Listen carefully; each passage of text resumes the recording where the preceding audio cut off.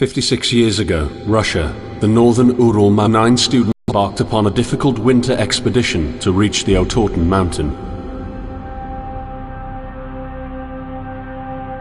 Their journey seemed to progress according to plan. However, on the 7th day of their trip, the weather conditions worsened. They lost their orientation and were forced to set up a camp on the slope of the mountain called Kholat Syakhl. It was their last stop. 3 weeks later in Yekaterinburg, when their families received no word of their success, the first rescue expeditions were sent.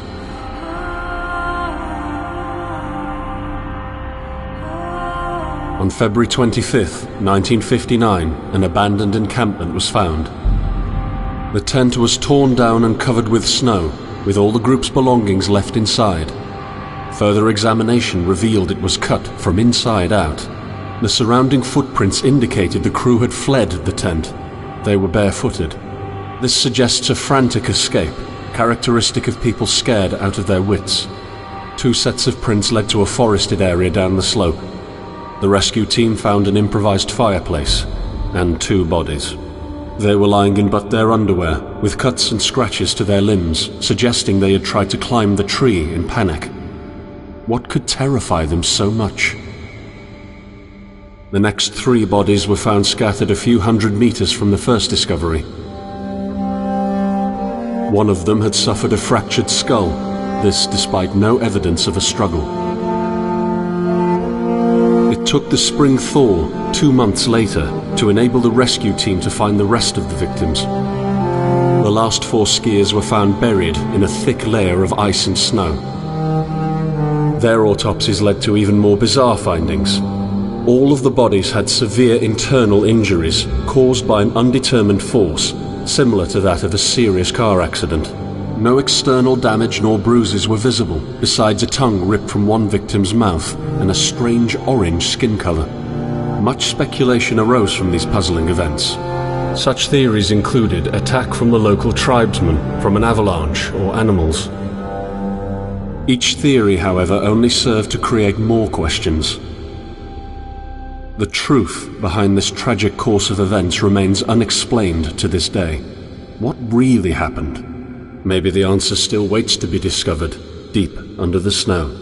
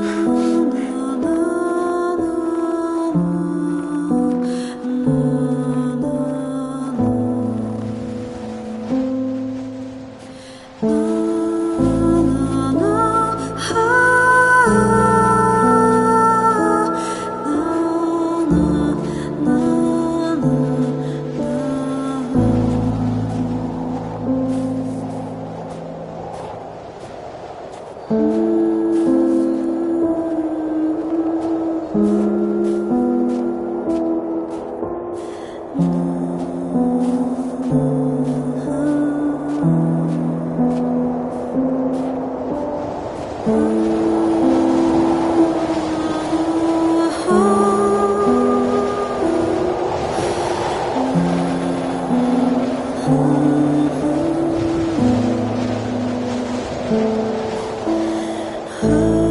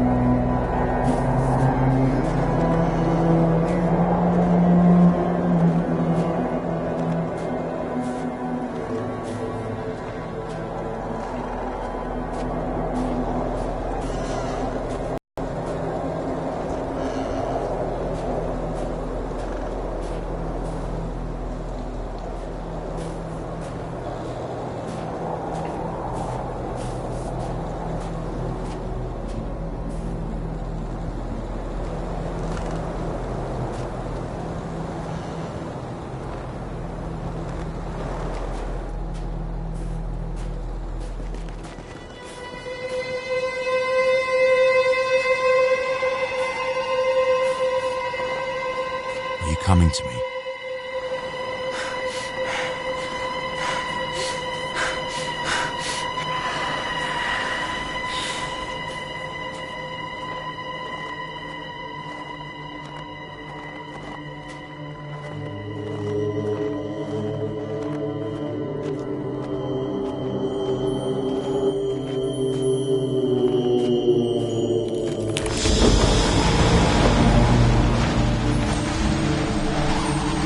In the end, the only thing I saw was a flash, an insufferable burning light, the pain ripping apart my body. I felt it tearing out of my soul. After a while, I was nobody, nothing. The light went out and I vanished into overwhelming darkness. I welcomed the end with delight.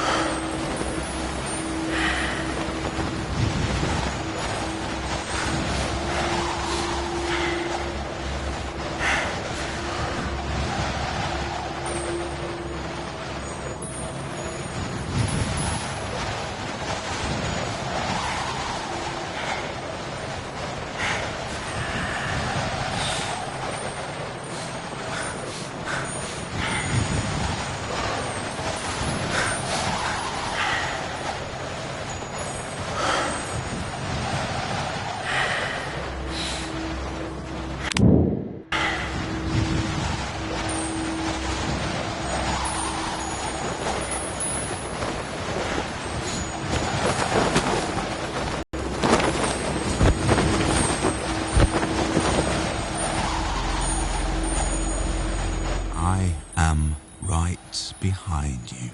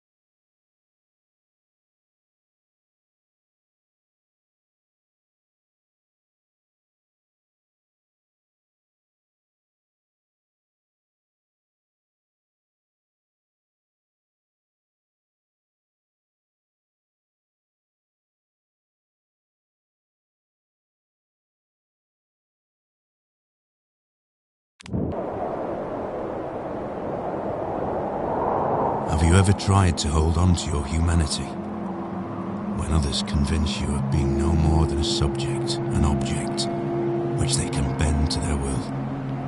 When they told you that you were a monster that deserved punishment, when you could really not remember your sins, when they took away your loved ones, leaving you to rot in the dark.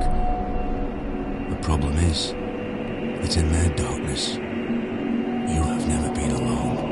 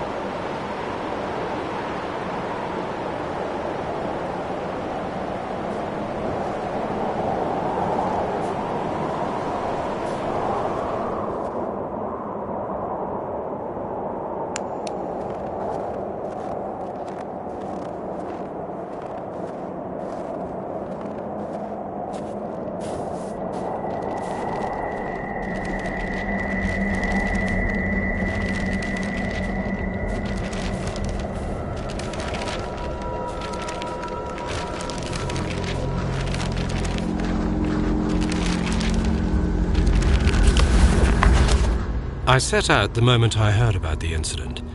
I was in the area, so I reported to the unit myself to be automatically assigned to the case. I arrived at ZII on February the 19th, a couple of days before the Institute's rescue group. While waiting for them, I started asking around to see if anyone from among the locals knew anything about the incident. One of them said he had a hunting cabin in the search region and knew the area very well. I decided to use him as a guide.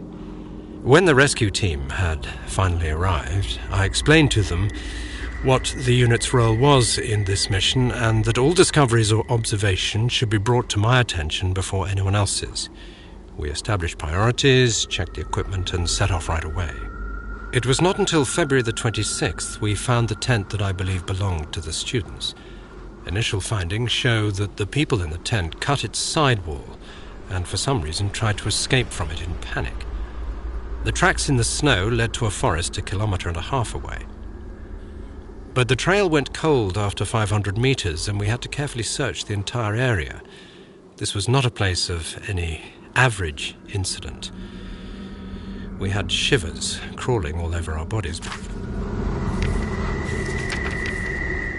I set out the moment I heard about the incident.